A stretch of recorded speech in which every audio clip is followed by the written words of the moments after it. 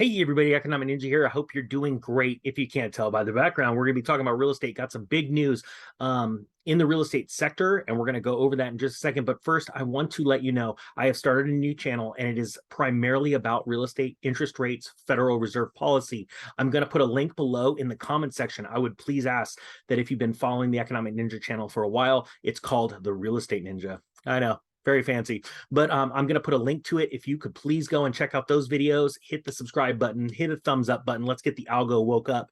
And we're going to play some pretty interesting games with the old social media platform, if you know what I mean, because real estate is in collapse. It's literally what it feels like. We're continually documenting that, but I want to start giving you some really neat insights and ideas on how to take advantage of this market, even though I personally am waiting for more blood in the streets, but I believe that there's a lot of time to teach people how to use caution in these markets, okay? So without further ado, go ahead and check that out. It's going to be in the description and in the comment section below, a link to the new channel. Please subscribe, and then we're going to jump into this. This is out of CNBC, just came out. Home sales fell nearly 6% in July as housing market slides into a recession. It's interesting that the federal government has changed the definition of recession. So they don't want you to know how bad this is. And trust me, it's going to be bad. Remember, we've really not had two technical recessions in the last, 14 years. We're well overdue.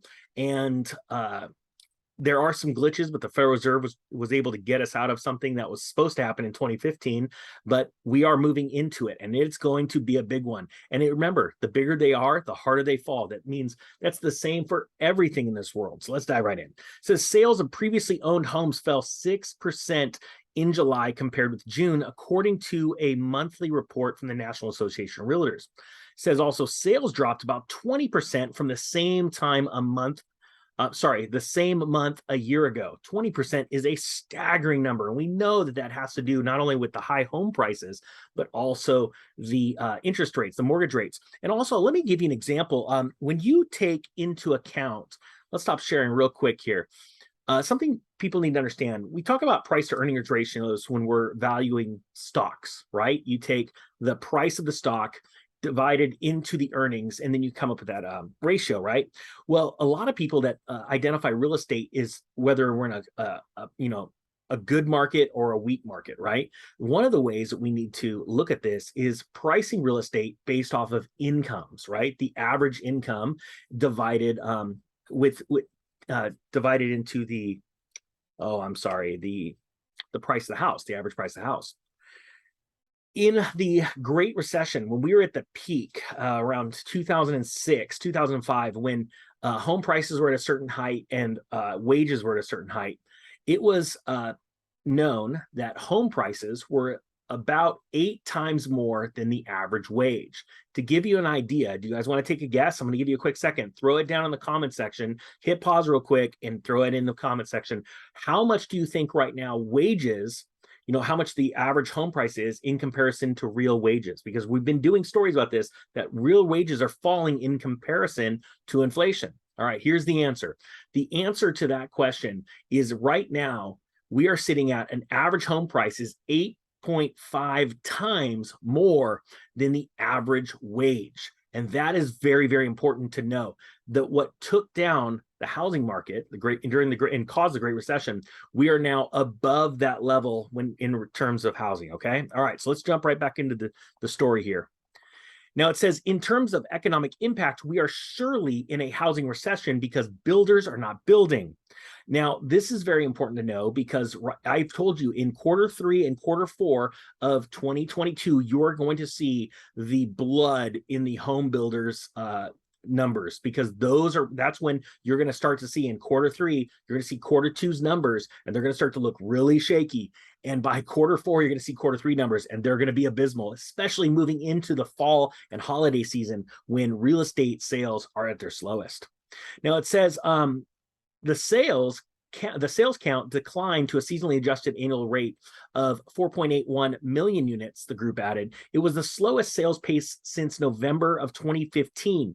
Again, guys, look at that date. This is when I was calling for that recession in 2015, but the Federal Reserve did an about face and started raising rates and brought a lot of confidence to the dollar and the stock market. So they were able to avoid that one, the technical recession. But But by 2018, it was all falling apart when the Federal Reserve brought their Fed target rate to 2.25%. Well, guess where we are right now? Federal Reserve at 2.25%, but we have so much more debt since 2015. Sorry, it's totally another video. If you want to stick on real estate, let's go to the other channel, hit the subscribe there, and I'll be focusing on real estate. It says, with the exception of a brief plunge at the beginning of COVID-19 pandemic, and that is a very small recession that was recorded because of 2 quarters of falling GDP growth during the official lockdown and shutdown of the economy in 2020 in the spring. It says sales dropped about 20% from the same month a year ago.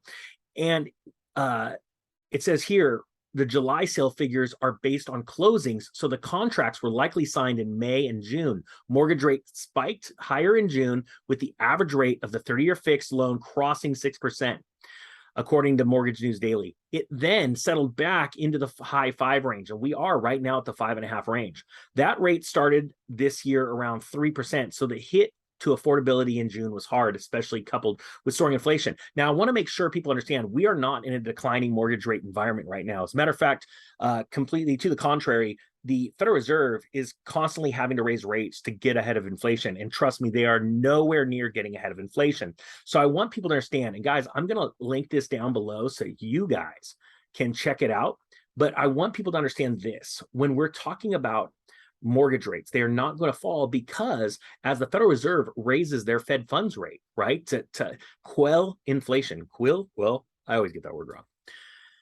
Mortgage rates will also climb because there's risk associated with a bank putting out money in a mortgage because they go, look, the market's top heavy. We're loaning money a lot of times to borrowers that may lose their jobs. We're also letting them get away with 95 or 97% financing loan to value. That is insane. So they're going to raise their rates accordingly and raise points and things like that. So people need to realize that we are still going to be raising rates. Mortgage rates are going to continue to go up as the Fed funds rate goes up. The only thing barring that is if we go into a stock correction, like a big, deep, let's say another 15, 20% stock correction, then we may see the Fed pivot.